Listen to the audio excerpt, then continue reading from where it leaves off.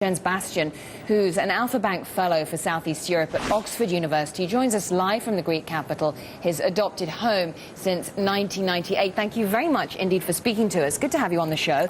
So just how difficult, we're talking about wage cuts, we're talking about cuts to people's pensions. These are some very unpopular measures, aren't they? Just how difficult is it going to be for George Papandreou to actually implement these reforms? These reforms are going to be no less difficult to implement than the reforms that were taken in the course of the past 18 months.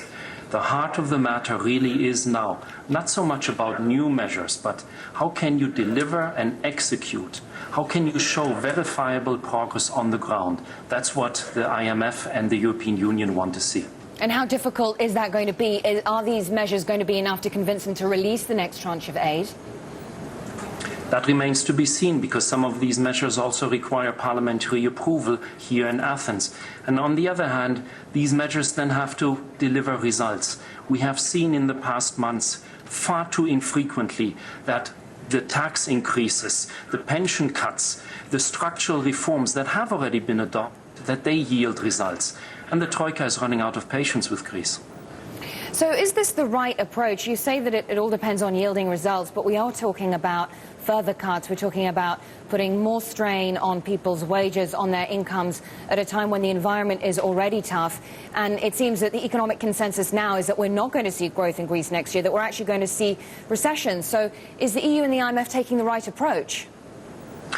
The EU and the IMF are actually already revising their approach, because they are learning from various lessons and applying them that Greece needs a growth perspective. They need an investment perspective. And here we are seeing that part of the new rescue package for Greece that was adopted in July actually includes growth and investment projects. And here the emphasis must again lie on Greece. Deliver, for example, on your very ambitious privatization program that you adopted a few weeks ago. And that's precisely, I suppose, that goes to the heart of the issue, doesn't it? And that is where we're seeing confidence ebbing away, particularly if you look at what's happening on the markets. Well, just this morning, but I mean, not to put too much emphasis on what's happening from one day to the next, but nevertheless, there does seem to be this lack of confidence that Greece can deliver on these measures, that they can actually make good on any of their pledges. Do you think these fears are justified then? Oh, these fears are very justified, but not only towards the government.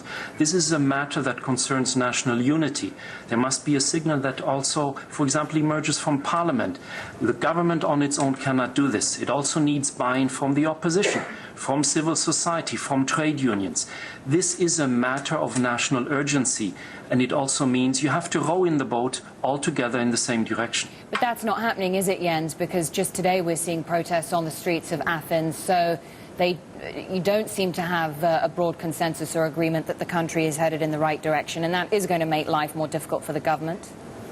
Absolutely. Life is already very difficult. It will only get from bad to worse. But that nevertheless requires, again, emphasis that we need to make it clear in Greece and the authorities towards the Troika that everybody has to take part in this. For example, with regard to tax dodging, no privileges anymore for people who are trying to get away with it. So I'm just wondering, so tax dodging, that they need to clamp down on that, and that is something that they're making efforts to do, isn't it? Also, these new measures do include future cuts to the size of the civil service, but do you think they go far enough? Are they substantial enough? Should Greece make deeper cuts in this area?